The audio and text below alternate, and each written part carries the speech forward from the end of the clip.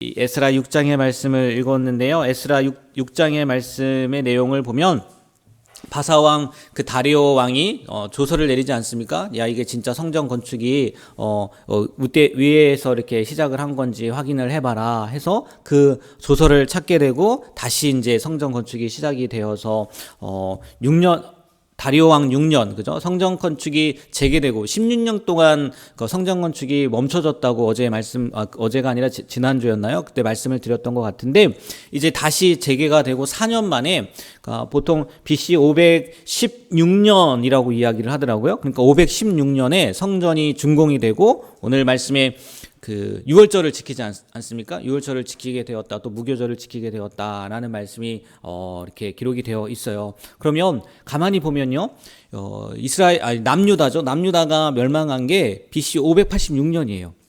586년에 완전하게 멸망을 했단 말이죠. 그 북이스라엘 같은 경우는 722년이고요. 그러면 예레미야 선지자가 이야기했던 것처럼 70년 만에 돌아오리라. 물론 이미 돌아왔죠. 1차, 2차, 내일인가요? 내일 말씀인가? 모레 말씀에 2차 포로기환에 대한 얘기가 나올 텐데, 물론 이스라엘 백성들은 돌아왔는데 그 이스라엘 백성들은 성전 중심으로 살았잖아요. 그러니까 BC 586년에 성전도 당연히 파괴가 되고, 뭐 예배는 이제 사라진 거겠죠. 완전히 잡혀갔으니까. 근데 몇 년도에 다시 스룹바벨 성전이 준공이 되었다고요? 516년이에요. 그럼 몇 년이에요? 네, 70년이에요. 70년. BC 586년에서부터 BC 516년. 이렇게 준공까지 다시 스룹바벨 성전이 이루어질 때까지. 그래서 뭐 이 성전 중심으로 생각을 하면 야, 정확하게 70년이다라고 이렇게 이야기를 하기도 하더라고요. 이건 뭐 이렇게 상식적으로 알아두면 좋을 것 같고요. 오늘 말씀을 통해서 두 가지만 말씀을 드리려고 하는데, 먼저요, 1절 말씀을 보면 다리오 왕이 이제 막 주변에서 이게 여기서는 멈추라고 하고 여기서는 아니다. 보면은 분명히 조서를 내려서 우리가 시작한 거다. 반역을 하려고 한 게 아니다. 그렇게 얘기를 하니까 다리오 왕이 고레스 왕의 조서를 찾는 그 명령을 시키지 않습니까?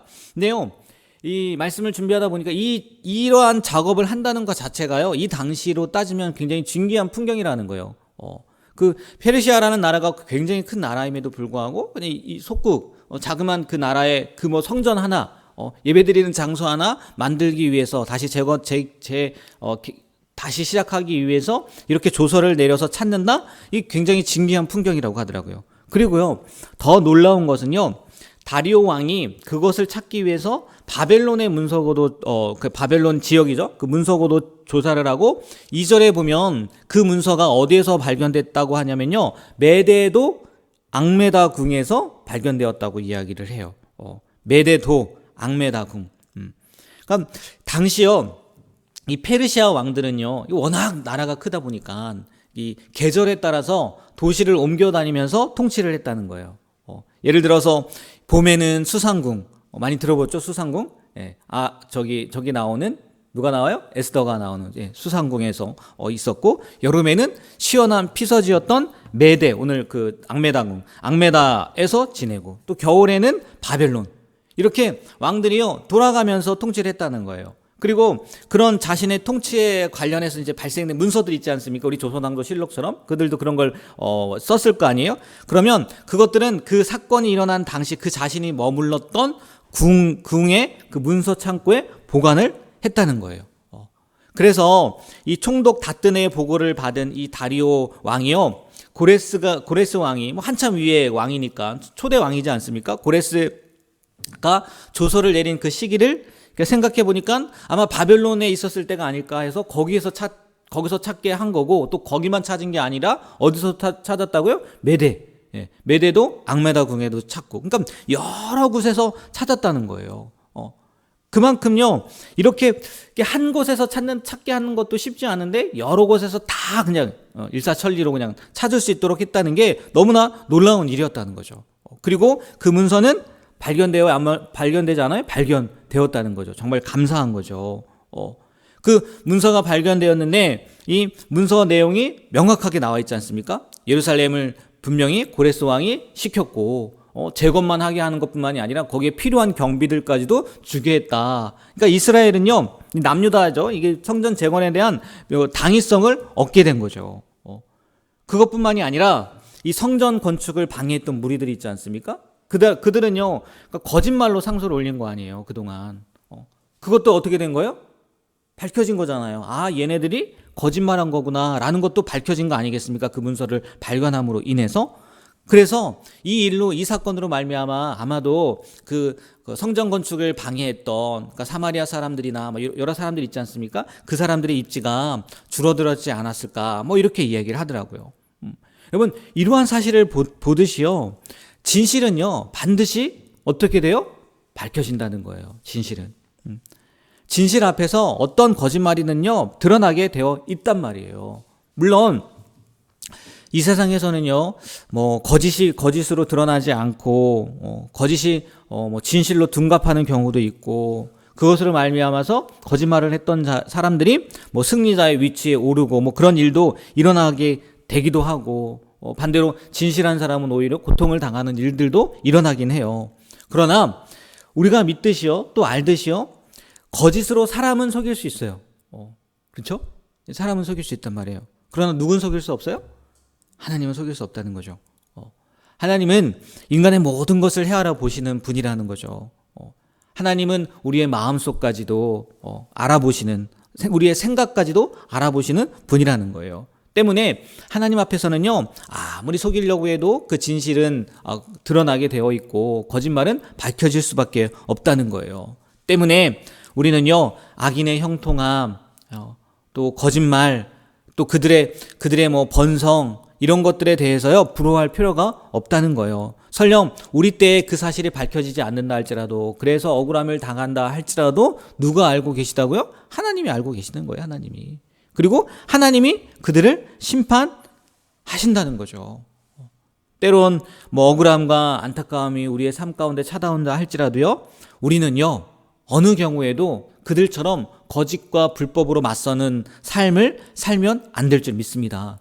늘 진실, 늘 진리, 늘 정직한 모습으로요 우리에게 주어진 그 삶을 살아가게 되길 주님의 이름으로 축복합니다. 그게 성도 되어야 될 성도다움의 모습일 거예요. 똑같이 따라가지 않았으면 좋겠어요. 저 사람들은 그렇게 하는데요. 저 사람들은 저 사람들이고요. 우리는 우리잖아요. 하나님을 믿는 거룩한 성도의 삶을 살아가게 되는 우리가 되길 주님의 이름으로 축복합니다. 네, 거짓은 드러나게 되어 있어요. 하나님 앞에. 그리고 마지막으로요. 17절 말씀을 보면 이제 성전을 건축하고 재건축을 하고 봉헌식에 드린 그 제물들이 나와요. 17절 말씀 한번 뭐 그렇게 길지 않으니까 한번 17절 말씀 한번 읽어볼까요? 하나님의 성전 봉헌식을 행할 때에 숫소 100마리와 400마리를 드리고 또 이스라엘 지파의 수를 따라 순염소 12마리로 이스라엘 전체를 위하여 속죄제를 드리고, 네, 성전 봉헌을 하면서 제물을 드렸다는 거예요. 네요. 우리가 열왕기상을 보면요. 여기 스룹바벨 성전이잖아요. 처음에 성전이 누구예요? 솔로몬 성전이잖아요. 그때 드린 제물을 보면요. 솔로몬 때는요. 소만 22,000마리를 드렸어요. 소만. 그리고 양도요 12만 마리를 드렸단 말이에요. 근데 여기는 뭐 1000마리가 뭐예요? 숫소 100마리, 예? 순양 200마리, 어린 양 400마리, 1000마리도 안 돼요. 그죠? 예. 그리고 12지파 상징물로 순염소 12마리를 드렸을 뿐이라는 거예요. 이 스룹바벨 성전의 봉헌식은요, 솔로몬 성전의 그 봉헌색에 비하면요, 정말 초라하기 그지 없었다는 거예요. 그래서 그 기초를 쌓을 때 그 당시에 살았던 솔로몬 성전을 보았던 그 어르신들이 통곡을 했던 것도 그 이유 중에 하나이지 않겠습니까? 근데 정말요 드린 물질은 봉헌식에 드린 제물은 얼마 되지 않았을지 모르겠지만 이 당시에 사람들에게 있어서는 아마 최선의 제물이었을 거예요. 솔로몬 성전처럼 최고의 것은 드리지 못했을지 모르겠지만 이 당시에 처해졌던 사람들에게는요 최선의 제물이었을 거라는 거죠. 그도 그럴 것이요. 그 뒤 이제 유월절을 지키지 않습니까? 22절 마지막 말씀에 보면 즐거움으로 이래 동안 무교절을 지켰다고 이야기를 하기도 하고요. 또 이거는 여호와께서 하나님께서 그들을 즐겁게 하셨다라고 표현하고 있잖아요. 이게요 하나님께서 이스라엘 자손들이 드린 그 예물을 보시고 기뻐하셨다라는 의미라고 이야기를 하더라고요. 기뻐하셨음을 보여주는 말씀이라고 얘기를 해요. 그러면요, 이것을 통해서 우리가 깨달아야 될 게 뭐겠어요? 하나님께서 우리에게 원하시는 것은 하나님에 대한 믿음, 하나님에 대한 사랑, 그거지 재물의 숫자, 재물의 양, 그게 아니라는 거죠. 재물 드리는, 봉헌을 드리는 사람들의 무엇을 보신다는 거예요? 그 마음을 보신다는 거예요. 그 중심을 보신다는 거예요.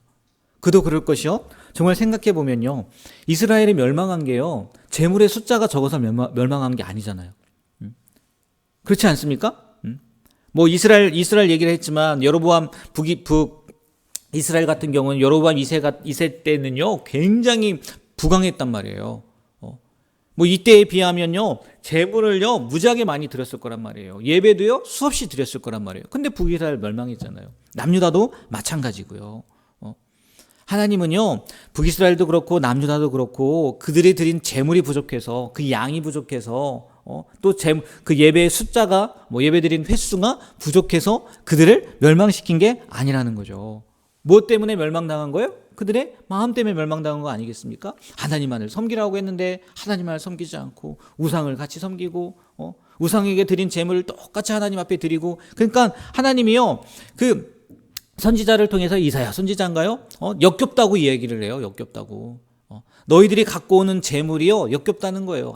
아무리 많이 갖다 준다 한들, 하나님 앞에 재물을 드린다 한들 그 마음이 하나님께로 향하지 않아 있고, 진실된 마음으로, 정직한 마음으로, 하나님을 사랑하는 마음으로 예배하지 않는다면, 재물을 드리지 않는다면 하나님은요 아무것도 받지 않으신다는 거예요. 오늘 이 스룹바벨 성전에서 그 봉헌식 때 드린 그 이스라엘 백성들, 남유다 사람들의, 아니죠, 남유다라고 하긴 좀 그렇지만 포로 귀환한 사람들의 그 재물을 받으신 게 아니라 그들의 마음을 받으셨다는 말씀처럼 우리가요 하나님 앞에 온전히 하나님께서 받으실 만한 그런 마음을 갖고 살아가게 되길 주님의 이름으로 축복합니다. 그래서 우리가 언제 어디서건 정말 적은 물질을 하나님 앞에 드린다 할지라도 예수님께서 칭찬하셨던 가부의 2렙돈처럼 우리가 드린 그 물질이, 우리가 드린 그 헌신이, 우리가 드린 그 봉사가 하나님의 기쁨이 되는 그런 헌신, 봉사, 또 물질, 우리의 삶이 되길 주님의 이름으로 축복합니다. 기도하겠습니다. 하나님, 거짓은 틀림없이 드러나게 되어 있고, 설사 이 땅 가운데에서 거짓이 밝혀지지 않는다 할지라도 하나님은 모든 것을 아시는 분이고 하나님께서 그것을 심판하시는 분이라는 것을 오늘 말씀을 통해서 보게 되고, 더 나아가서는 이스라엘 백성들이 귀환하고 하나님 앞에 드린 그 성전 봉헌식에 드린 그 제물이 그리 크진 않았지만 그들의 마음을 기뻐 받아주셨던 것처럼 우리도 늘 하나님 앞에 정직한 모습으로, 거룩한 모습으로, 그리고 하나님께서 기뻐하는 모습으로 살아감으로 말미암아 재물의 양을 보는 것이 아니라 우리의 마음을 보시는 하나님의 기쁨이 되는 그런 귀한 삶을 살아갈 수 있도록 하나님 우리를 붙잡아 주시고, 또 매 순간 하나님 앞에 그러한 모습으로 살아가게 되는 우리가 되게 하여 주시옵소서. 예수님의 이름으로 기도합니다. 아멘.